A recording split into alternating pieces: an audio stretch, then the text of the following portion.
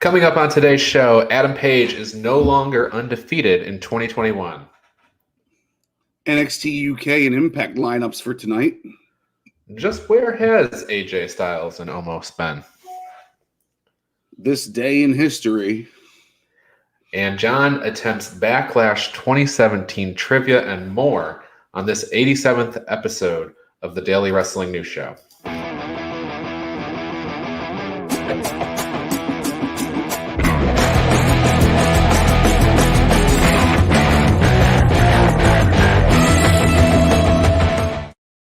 This is the Daily Wrestling News for April 29th, 2021, and we are powered by the Eastern Observer. My name is Ryan Joy, and I'm coming to you live from Minutes to Bell Time Studios on the beautiful Treasure Coast of the Sunshine State. I'm joined today by a sleepy John Smith. Welcome to the show, John. Oh, man. Holy crap. I just woke up probably 5 minutes ago. Sorry about that, Ryan. You know, it's perfect because you clearly sleep in your Daily Wrestling News Show gear, right? You've got the Exalted One shirt on. You're all set and ready to go so that we can call on you at a moment's notice. So we are good to go. It. All right. Well, we have a few things to do today. It's kind of a light news day, but we got Dynamite to kick around from last night. I've got some trivia lined up. I will say, do stay tuned for the trivia today because, John, you're out of the running. John DeConi has run away with this month. He hit almost perfect the whole month. So I had a little fun with trivia today, and it's a little different. So we'll see how well you do there. But everybody do stay tuned for that. But let's start with the news out of Dynamite last night.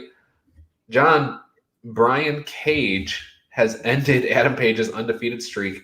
All of us had picked Adam Page to win that match, and Cage got one on him. Yeah, that was pretty crazy. I thought that I didn't peg Cage to win this one. I just figured there'd be interference on both sides and Page would end up on top somehow. But it was not. I mean, I like the way Brian Cage works, especially for a big man. He's got a lot of slick moves for a guy his size. So I like to see that. And the power bomb at the beginning of the match before it started, kind of protected Page at the same time, so it didn't make him look bad. That's right. Yeah, that's exactly the major point, I guess, is that they attacked him beforehand, and Cage got that powerbomb on the ramp, which protects him. You were talking about Brian Cage's moveset. I think the way I would describe it is he goes from a power move, and then it has these explosive strikes that he follows up with. So he's got a very explosive moveset. Very fun to watch. You don't often see anybody his size doing things like that. So it's very cool.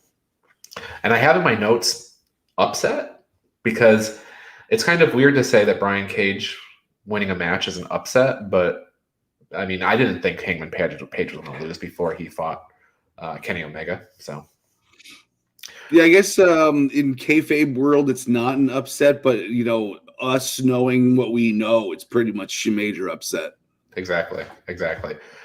So the Inner Circle and the Pinnacle had their little parlay, and the Inner Circle just gave the advantage, the blood and guts advantage to the Pinnacle. I'm not sure if they realized what they did.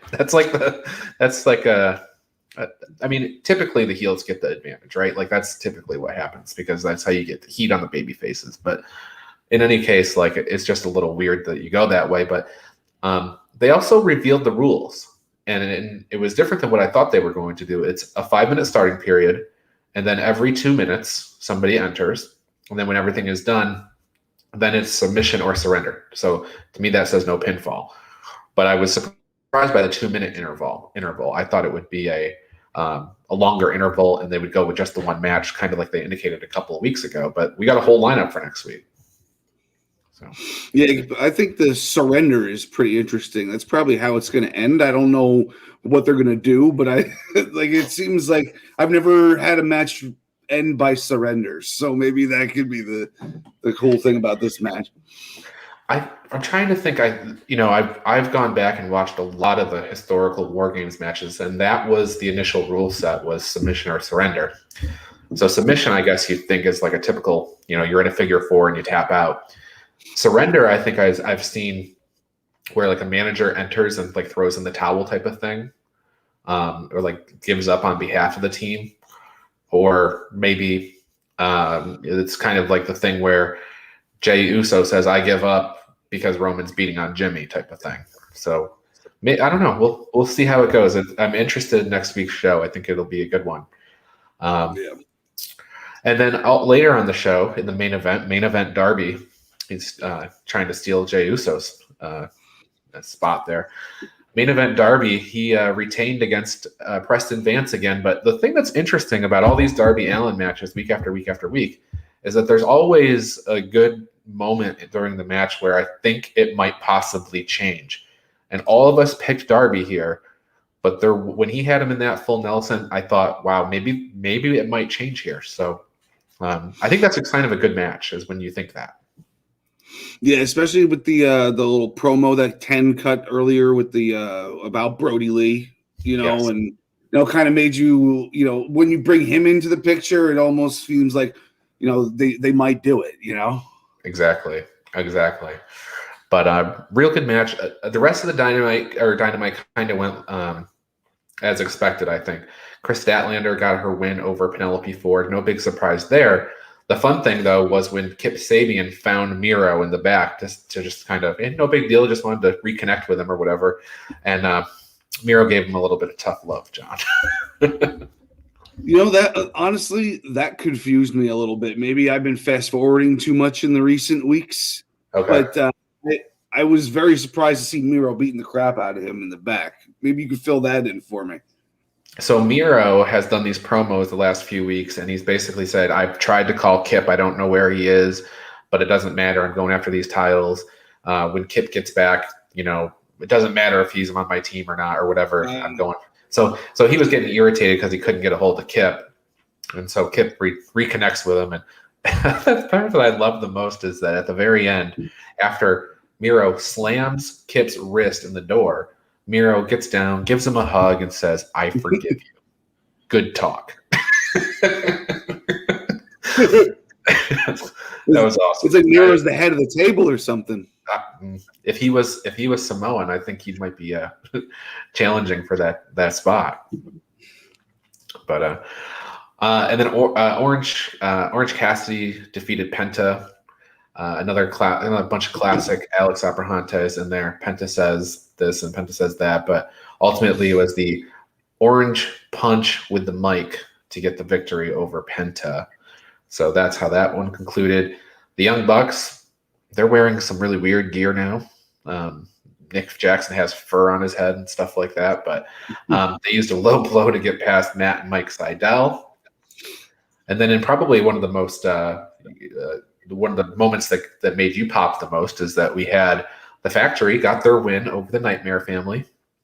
And as QT is just trying to escape, he runs into the American Nightmare, Cody. And QT tries to escape by climbing up the bus. He gets on top of the bus. And I'm sitting there thinking, oh, man, we're going to have somebody get thrown off this thing. Nope. Cody just puts him in a figure four up there. That's the end of the – yeah. And the flexes for the crowd, because that's what they came to see, right? Well, to be fair, this was a taped show. So I don't. The crowd was. And who's Q2 Marshall? I mean, is he the dumb blonde from a horror movie running upstairs to get away from the killer? Like, what's going on here? It sounds like. We got a whole bunch of matches though for next week, including Blood and Guts, which we've known about for weeks. That's going to be the Pinnacle versus Inner Circle. John, you got a thought on who's going to win that? We haven't talked about it much, but that's a really hard match to call, I think. Yeah, it almost feels like the Pineapple is so new that they need this victory. Like how are you going to form this major group and then go ahead and just get your ass kicked by the Inner Circle right away? It doesn't follow like the traditional wrestling history in our like that we always have seen. Right. It's a little weird to think though that like to see the baby faces submit in this kind of match. An Inner Circle are just recent baby faces, but I don't know. So that's why I think it makes it so hard, because you're right. Pinnacle's brand new. But man, you like to give the advantage to the baby faces in a match like this, but we'll see. There might be another member of the Pinnacle, joining, and that could be the way that they win because it'll be, interference in some way. Sure. Yeah. Maybe perhaps a female member. Who knows? Or a Jake Hager turn. Oh God, yes, a turn. That's always fun. Like the War Games from 2019 with Dakota Kai. Right. Yeah. So also on the show we have Jurassic Express versus SCU versus the Acclaim versus the Varsity Blondes. SCU had some time on the main show this week. They came out and kind of ran down the Bucks. I thought this was the best SCU promo I've seen ever. Maybe. I agree. Especially what's his name? Christopher Daniels. Christopher Daniels. Sorry, I almost called him Chris Angel because he used to be the fallen angel. Yeah. But then I'm like, Chris Angel's a magician, isn't he? Yeah, something like that. Yeah. I know what you're talking about. But yeah, no, that was a legit promo by both of them. I was impressed. Yeah, absolutely. So, they're biding their time. So they have to win this match next week because SCU has vowed that if they lose, they're breaking up and that's it. So they have to win this match next week, and they've kind of put the Bucks on notice. They're the number one contenders, and they're coming for them. So watch out, Griff Garrison, when Brian Pillman, you're probably getting pinned this coming week. So. Yeah, and I think they'll probably end up beating the Bucks in a non-title match and then losing to them in the title match to end up splitting up for good, probably. Yeah, maybe you might be right about that. I'm not sure how that goes. I could see them actually winning the titles and going on a short run, and then having maybe they break up, and then you have Christopher Daniels leaving by wrestling Frankie Kazarian. That would make sense to me too. So, however they play it, I think they've got time. I think Double or Nothing is probably when we're going to see the title match, though, would be my guess. We also have Britt Baker in action next week and Cody versus QT. So is there one more match? I don't think so. I think that's it. No Darby Allin TNT title match announced yet, but that typically comes 2 days before Dynamite. So we wait. But the other big announcement that they made, and John, I don't know that you're too familiar with Yuji Nagata, but former IWGP heavyweight champion Yuji Nagata is coming to Dynamite to challenge Jon Moxley for the IWGP United States Championship. Yuji Nagata used to, he wrestled for WCW. Not a regular, but he was on the program, and he's not unfamiliar with TNT. And he's in that category of New Japan stars that I call the dads. They're in the early match. They're like it's kind of like if, let me think of a good example from WWE. The ones I think about are still wrestling. Like I think like Rey Mysterio or something like that. But like a star from maybe even Triple H would be a good example of somebody who was really, really big and then still comes back and regularly wrestles. That's kind of what Yuji Nagata. He's like way past his prime, but he still comes back and puts on a show every once in a while. So interesting call, and it's cool to see the movement back and forth internationally, because that's a good sign that things are happening. So yeah, it makes me wonder why this title's getting defended in America, because usually they have Moxley come overseas. So it feels like maybe some interference. Yeah, I have the title for Moxley. Mm-hmm. I feel like once Jon Moxley walks into Daly's place with a title over his shoulder, a certain belt collector might get a little twitchy. See something he likes there. He doesn't have a New Japan belt in his arsenal yet, so we'll see. But that could be interesting. So that was been my call all along, that it's going to be that's going to be his next belt that he tries to collect. So we'll see. All right, I think that wraps up Dynamite. Anything else that you took out of Dynamite from last night? No, it's Chris Statlander. It's the first time I really sat down and saw a good match of hers, and she's got it, man. I feel like she wrestles like Asuka. She wrestled like one of the men. It's just power moves, very fluid, very solid. I think she's got a really bright future, man. And you know what, the other thing that I noticed with her wrestling is that they clearly took the time off that was required, right? Like, they didn't rush her back before she was healed, because she's back full force, and I think she's better today than she was before she left. And I don't know how that could possibly be, but it doesn't look like there's any ring rust, and it looks like she's really, really good. You're right, she's big, she hits the power moves, and if Sheeta loses the belt to a certain heel down the road, you're going to need some baby faces like Chris Statlander lined up to wrestle the new champion. So, Right. So good stuff there. Okay, today in history. Today in 1995, John, we had the largest crowd ever for a pro wrestling event in North Korea. Day 2 of Collision in Korea, headlined by Ric Flair versus Antonio Inoki.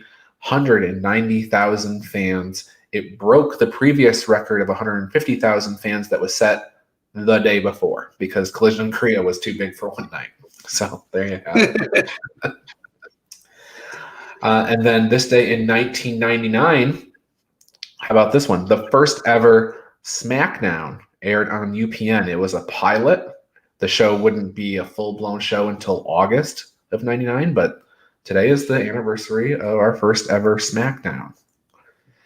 And then in 2012, Extreme Rules. John Cena got a win over Brock Lesnar. Apparently a very good show. I haven't watched it in a long time, so I don't really remember, but apparently very good. The reviews I read, when researching this, were very positive. So yeah, that was Brock's first match back with the company after quitting all those years ago, and it was kind of like him having to pay his due for what he did. He went and lost to John Cena fair and square at Extreme Rules, but established himself as that nasty monster that they didn't have at the time, really.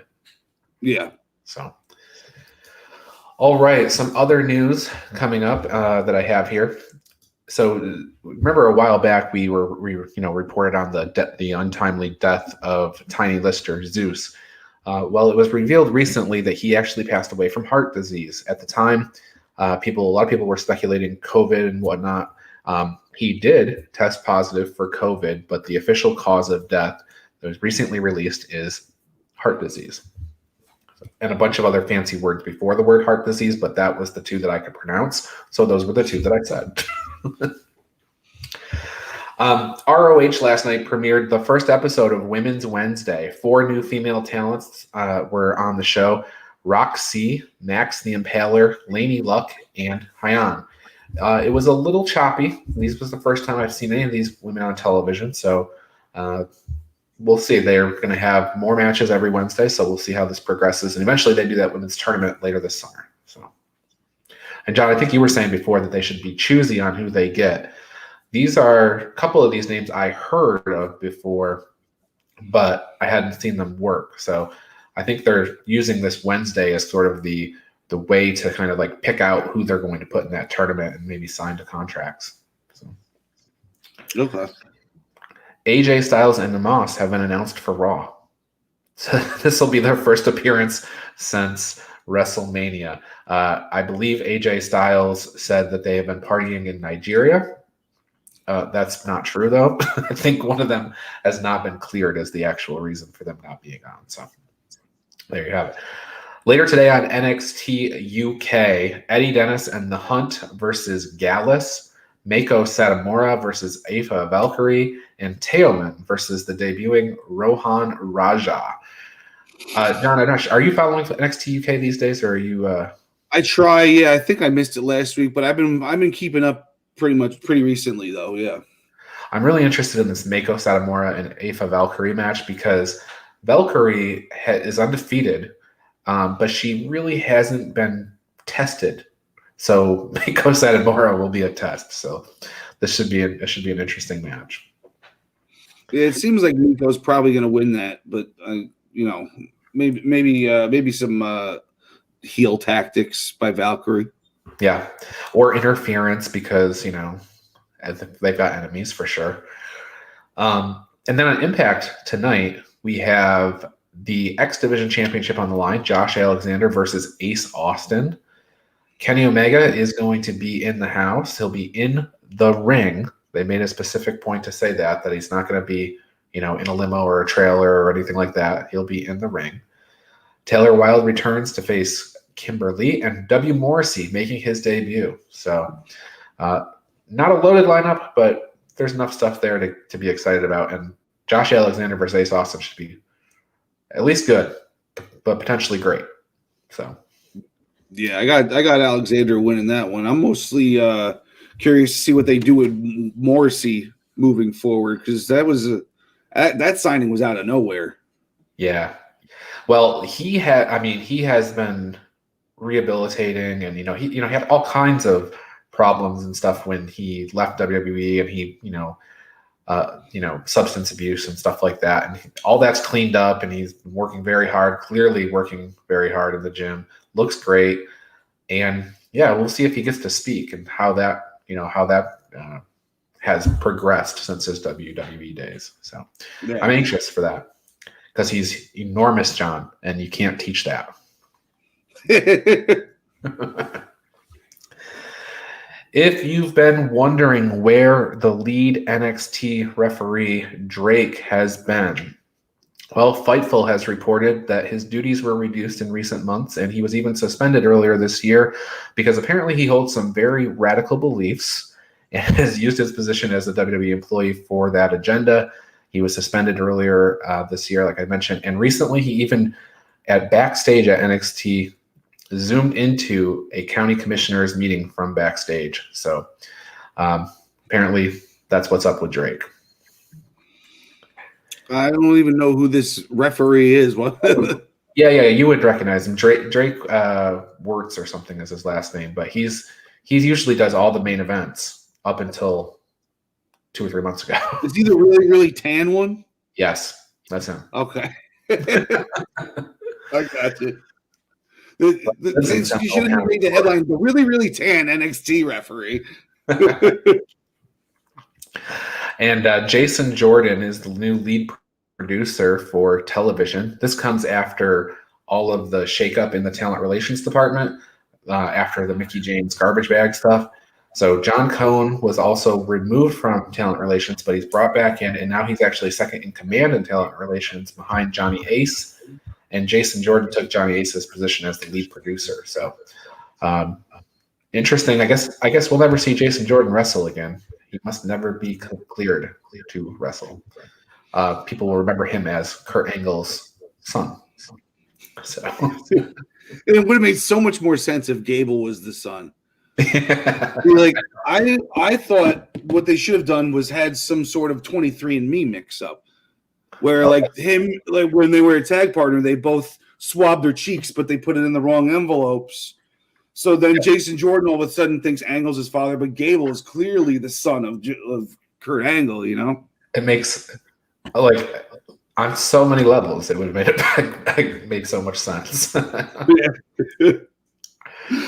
All right, trivia, and as promised, trivia is going to be fun today. So here we go. No.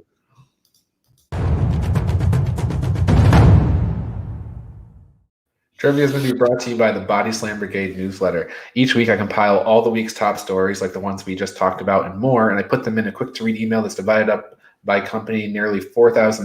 Over 4,000 people get the free newsletter every week. In addition to top stories, the newsletter will let you know everything that's going on in the world of Minutes to Bell Time, whether that be new books, podcasts, games, or anything else. It's really the best way to make sure you don't miss a thing. And it comes out every Friday at 11 a.m. So do subscribe at bodyslambrigade.com. And John, so here's the deal with trivia. And bring up the scoreboard. Nobody's touching John DeCounty this month. He went perfect 3 times. He's way out in the lead. So you got Backlash 2017 today, and there's no multiple choice. But what I've done is, if you listen to the question, you ought to be able to get the answer. So often, if you're having trouble with that, just say, could you reread the question? And I'll put the emphasis on the word that you need to pay attention to. Gotcha. Okay. These 2 former tag team partners bludgeoned each other in the semi-main event. Luke Harper and Eric Rowan. Very good. You picked up on the word bludgeon. Perfect. In one of the biggest surprises of the modern day, this WWE superstar defeated Randy Orton for the WWE Championship. Jinder Mahal. Jinder Mahal, the modern day Maharaja. This recent feud was called the least anticipated match in SmackDown history, but they actually wrestled each other back in 2017 on Backlash. Who am I talking about? Sami Zayn and Baron Corbin. Yeah, that's right. 3 for 3. You're going to nail a perfect plex today. So this phenomenal match to decide the United States Championship was not decided with a KO. The championship was retained by countout. Who were the competitors? AJ and Kevin Owens. That's right. Okay. Picking up on all the right words. So this one's maybe, it shouldn't be too hard, but the commentary team for this event was almost the same as the Monday Night Raw team before WrestleMania this year. We had Tom Phillips, Byron Saxton, but instead of Joe, we had this other 3-lettered Hall of Fame guy where the first letter is J and the last 2 letters are BL. JBL. Yes, very good. You end the trivia season for this time very strong. Perfect. Thanks for making me feel better about myself and lobbing these softballs at me. Perhaps I was too generous with my play on words. I should have not announced there was a play on words in here and seen if you would have got them. So maybe that would have been hard. Well, anyway, folks, so it is not quite the last episode of April. Tomorrow we have an interview with Kim Artlip coming up, and so do tune into that. She'll be talking everything about Ignite Wrestling, their upcoming Fierce show that has new new tag team championships for the women's side of their brand. So we'll be talking about that with her tomorrow. But in the meantime, go check out the Bell Time Club shirt. It's $22. I say it every day, but it comes any color you want is for $22. Any size you want, it's already the soft style, so it's a great shirt. I got a whole bunch of shirts up there actually, but this one's one of our favorite and are featured this month. So do check it out. And then every Friday at 6 p.m., tune into the Primetime Rundown. Join Joey Jarzenka, Ian Schreier, and Rob DeLuca on Friday nights for the Primetime Rundown. They take you through the world of sports, and the show kicks off at 6 p.m. on the Eastern Observer. And then episode 52 of the Essential Wrestling Podcast is right around the corner this Tuesday at 6 p.m. Al Carl hosts along with me and John Smith and John DeConnie. And also Gary Mahaffey. We come back at you for another week of updates and highlights in the world of wrestling. Coverage begins at 6 p.m. every Tuesday on the Eastern Observer. And then, as mentioned, the Daily Wrestling News Show, that's this show, is back tomorrow with another interview with Kim Artlip. And then we'll be back next week, Monday through Thursday. And there's a little something that's going to be different about Minutes to Bell Time Studios when we get to Monday. So there's another little teaser for you. Do tune in to see what's different. All right, Glenn, we've done our business for the day. Anything, any advice to give or anything like that today? Yeah, before we go, I got a word of advice for the people. If you want to be a real adult in this world, get yourself a freaking alarm clock and don't rely on your body clock or a cell phone that's not plugged in. Because I almost missed this show and you guys would have been stuck with Al Carl for 40 minutes. And the show would have went much longer because he blabs on, blah, blah, blah, blah, blah. So if you want to be a real functioning human being in this society, get yourself an alarm clock that plugs into the wall so then you don't have to wake up 4 minutes before you're supposed to be on a podcast. That's awesome. There's your word of advice from John Smith, and that has been a pro tip. And you're right, because if Al was on the show to answer those questions, he would have given us the 4 months of story that led up to it, and after it. So, he knows I'm just kidding. I love you, Al. Yes, absolutely. He's well. In fact, I was almost thinking we should have brought him on for trivia today, but since we knew he was ready. But these are softballs, I guess. You've nailed them all. So, all right, that's been our show, and to get you ready for tomorrow, check out this.